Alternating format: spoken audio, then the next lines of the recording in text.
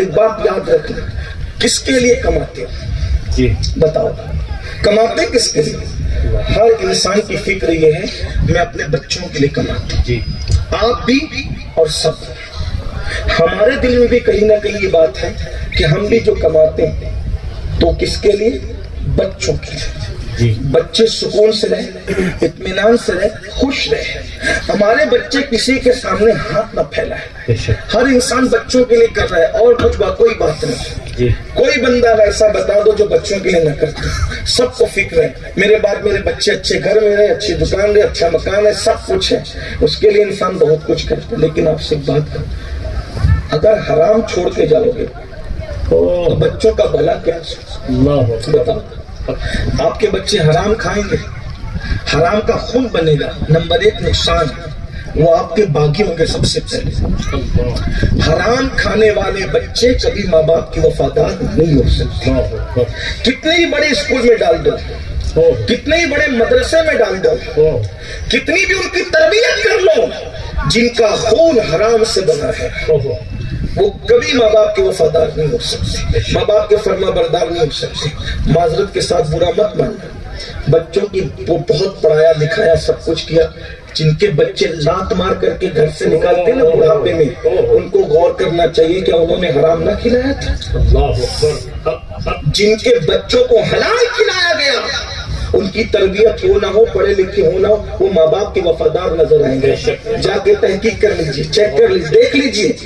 آپ کے بچے جتنی بڑی بڑی اسکولوں میں پڑھتے ہیں، علماء کے بچے اتنی بڑی اسکولوں میں نہیں پڑھتے، لیکن علماء کے بچے آپ کو جتنے مؤدب نظر آئیں گے وہ اوروں کے بچے نہیں۔ وجہ کیا ہے؟ کہیں نہ کہیں حرام کی شمولیت ہے۔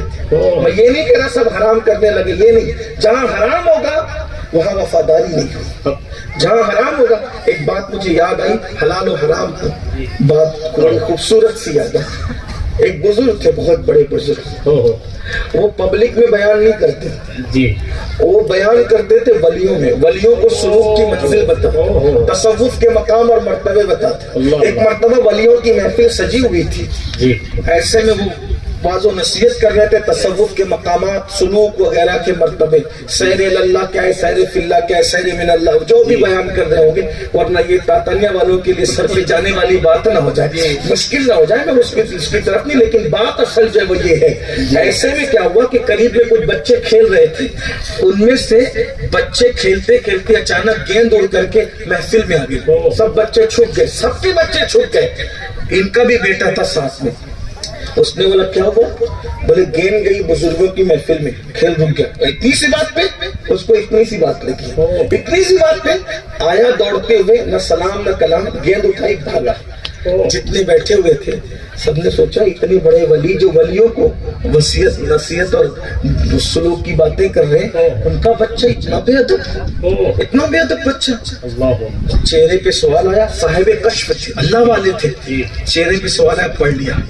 کہنے لگے اس بچے کا قصور نہیں، میرے بیٹے کو بے ادب دیکھ کر اس کے بارے میں بدگمان مت ہونا، اس کا قصور نہیں، قصور میرا اور میری بیوی کا ہے۔ لوگ اور حیران ہو گئے، قصور ان کا ان کی بیوی کا؟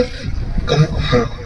ایک بار 3 دن کا ہمارے گھر فاقہ تھا، میری بیوی بھوک سے بے چین تھی، ایسے میں پڑوسی نے کچھ کھانا لا کر کے دیا، اور وہ کھانے کی ہم نے تحقیق نہیں کی کہ حلال کا ہے کہ حرام کا، اور کھانا ہم دونوں نے کھایا، اور جب پیٹ میں کھانا گیا تو میرے دل میں خیال آیا کہ بیوی سے ملاقات کروں، وظیفہ زوجیت ادا کروں۔ اسی رات یہ بچہ اپنی ماں کے پیٹ میں آیا۔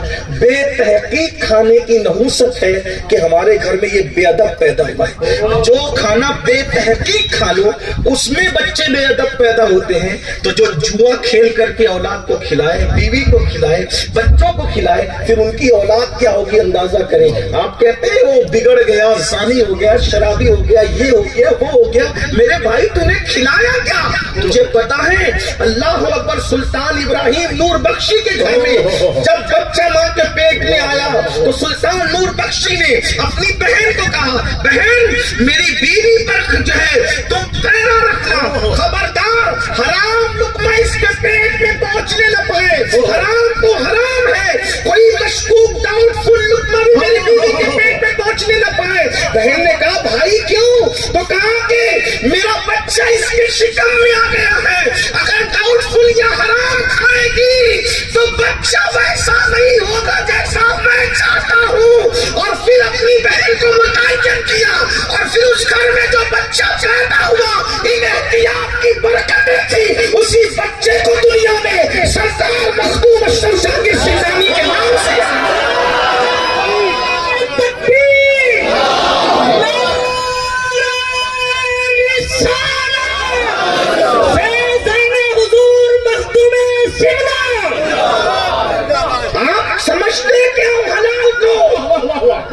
اسی سے بات آ گئی ہے. ایک بات اور لاٹری کے پیسے سے بچوں کو کھلا رہے ہو, جوا کے پیسے سے کیا بکرے کا گوشت حلال دیکھتے ہو کہ حلال کیا کہ نہیں کیا.